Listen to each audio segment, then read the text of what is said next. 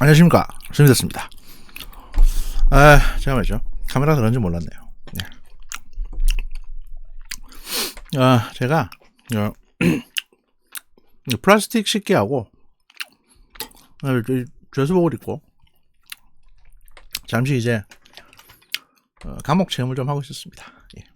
제가 뭐 요즘 책도 뭐 그런 쪽으로, 책하고 영화도 그런 쪽으로 보고 있습니다. 빠삐용이라든지 또는 뭐 몽테크리스토 백작이라든지 뭐 이런 것들을 보고 있습니다. 쇼생크 탈출을 권하시는 분들이 많은데 쇼생크 탈출은 보지 않습니다. 왜냐하면 쇼생크 탈출에 있는 물론 누명을 쓰긴 했지만 그 양반이 이제 회계사로서 잘못한 것도 있거든요. 저는 하나도 잘못한 게 없습니다. 그렇기 때문에 주로 몽테크리스토 백작을 아주 관심 있게 보고 있다, 뭐 이런 말씀 드리고요. 오늘 간단하게 몇 가지만 말씀드리겠습니다. 이게 이제 트위터인데요. 제가 주로 이제 보도 뭐 또 뉴스 관련한 거 또는 정보 관련한 거, 정보 분석 관련한 거 정리를 주로 트윗으로 합니다. 뭐 언론이라고까지 하기는 좀 그렇습니다만, 이 트위터도 사실은 트위터 퀄리티, 제가 트위터에 쓰는 글의 퀄리티를 자평하자면 IM피터 같은 애들보단 낫다, 저는 그렇게 말씀드리고 싶습니다. 여러분들 트위터 오셔가지고 많이 봐주시고요. 다만 이제 저 같은 경우는 방송도 그렇고 트위터도 그렇지만 보수, 여야, 진보 가릴 거 없이 다 두들겨 팹니다. 그러니까 저한테 오셔가지고 야, 왜 우리 편 안 들어주냐 이런 얘기는 하지 마세요. 왜냐면 저는 있는 그대로만 말씀드리는 겁니다. 제가 이제 방송을 하는 것도 목적도 그렇고, 그 다음에 이게 트위터를 하는 목적도 그렇고, 제가 사실 이제 말씀드렸다시피 국제정치학 박사 학위가 있는 사람입니다. 그것도 명문대에서 받았어요. 아무 이상한 대학 말고 그래도 우리나라에서 한 세 손가락 안에 꼽히는 명문대학교에서 받았습니다.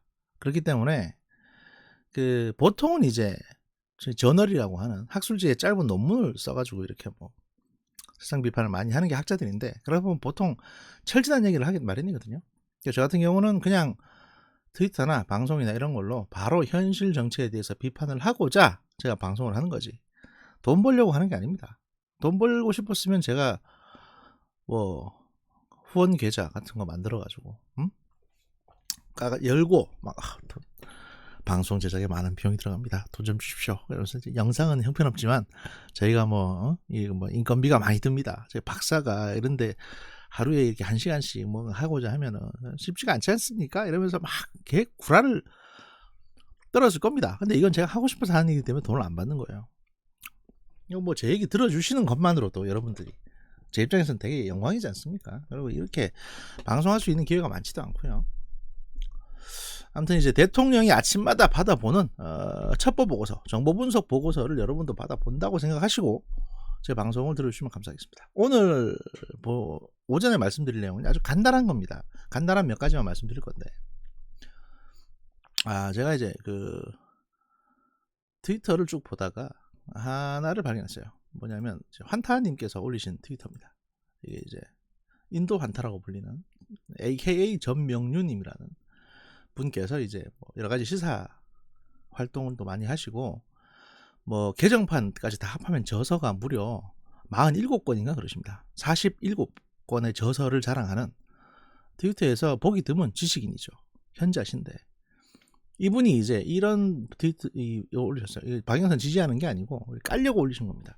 어떤 삶을 살면 고작 모든 걸 바쳐서 지키고 싶은 게 박영선이 되냐라고, 이제 이 포스터를 보시면 모든 걸 바쳐 지키고 싶은 것이 있다, 박영선 일병을 구하라, 파란의 전사들이요, 이래가지고 내용은 그렇습니다. 뭐 민주당 어떤 지지자층에게 박영선 장관 지지율이 너무 낮으니까 이 박영선 장관을 구하기 위해서 올인을 좀 해달라, 뭐 이런 내용이죠. 이런 내용인데 제가 여기서 이제 묘한 위화감을 하나 느꼈던 겁니다, 이걸 보면서.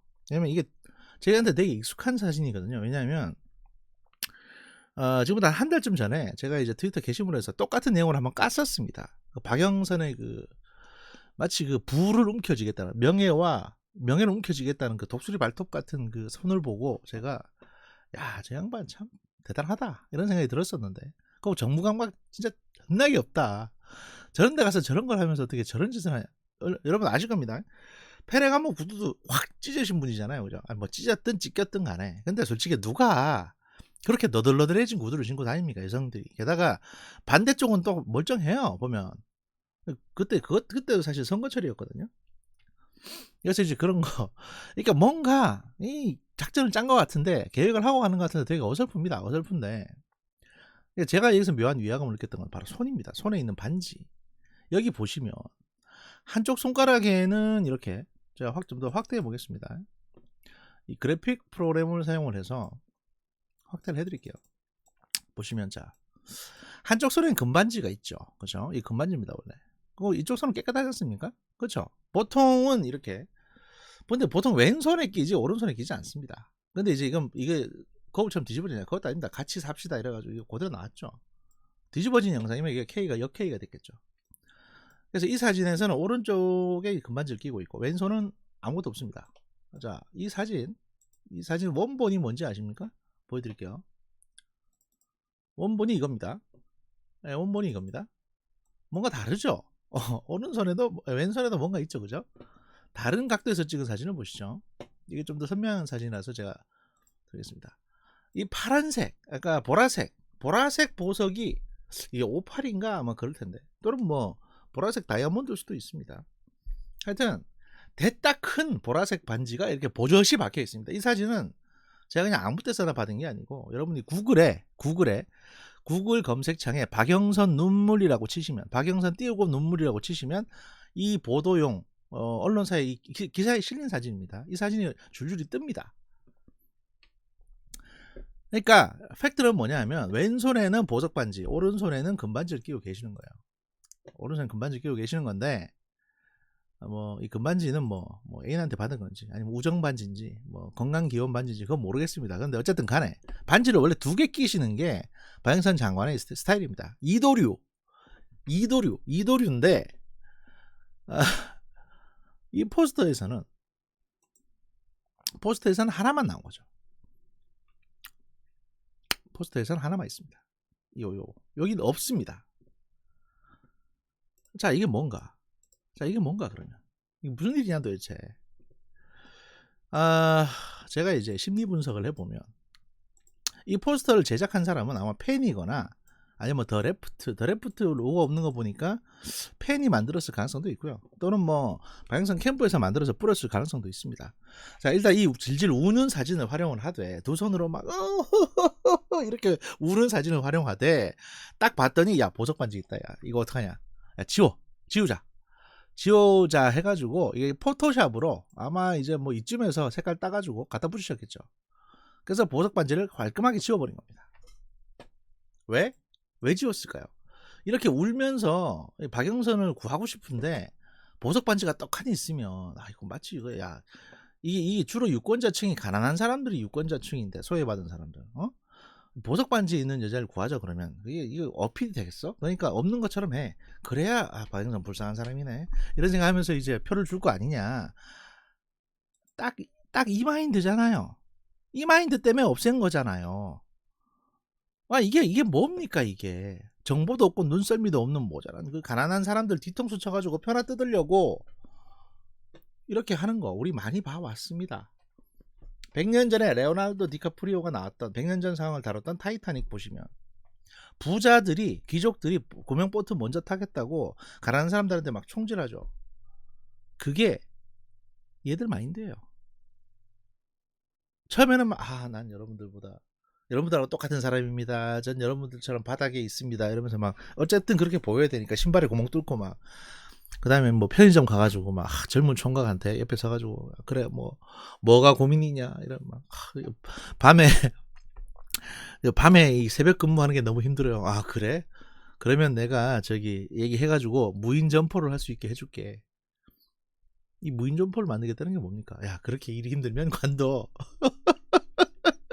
그 옛날에 박명수 씨가 했던 거죠. 야, 힘들면 관둬. 이거잖아요. 그러니까 이 사람들의 마인드는 뭐냐면 자기는 너무 부유층이고 상류층이기 때문에 이 힘든 사람들의 공감이 안 돼요. 그냥 공감을 안 하고 싶고 하기도 싫은 거예요. 그러니까 선거철 되면 무조건 연극만 하는 건데 연극만. 연극만 하는 겁니다. 연극만 하는 거예요. 그냥. 이 눈빛 보십시오. 송호창 의원 잘생겨요. 이게 조가 아닙니다. 송호창 의원입니다. 조각 같지 않습니까? 이 바라보는 그윽한 눈빛을 보세요. 이게 증오의 눈빛입니까 이게? 박영선 의원이 이제 그 부자를 참 좋아하거든요. 기업인들을 많이 대해가지고. 이거 뭐 인신공격일 수도 있습니다. 제가 그냥 보이는 그대로 말씀드리는 거예요. 왜냐면 제가 지금 목대 크리스트 백자를 꿈꾸고 있어요. 자, 박영선 의원이 부자인 안철수 의원을 대할 때 눈빛을 보십시오. 두 번째, 이 다정한 눈빛을 보세요. 우리 와이프도 저를 이렇게 바라보지 않습니다. 근데 반면 정의당을 방문했을 때 눈빛을 보십시오. 옆에서 이렇게 보고 있는데 이 눈빛은 다른 곳을 바라보고 있습니다. 넌 지금 누굴 보고 있는 거야? 전혀 바로 이 얘기가 나오죠. 눈빛은 다른 곳을 보고 계십니다. 자, 이해찬 이 눈빛 보세요. 불안한 눈빛과 흔들리는 눈동자, 불안한 눈빛. 바로 그냥 임재범의 노래가 나오지 않습니까? 흔들리잖아요 눈빛이. 딴 데 보고 있잖아요 눈빛이. 그윽하지가 않습니다. 다시 보여드릴까? 이거 딴 데 보고 있죠? 딴 데 보고 있죠? 하지만 부자를 바라볼 때 눈빛 보세요. 이게 부자들의 이게 이제 부자가 되고 싶은 워너비의 인지상정인 겁니다. 인지상정.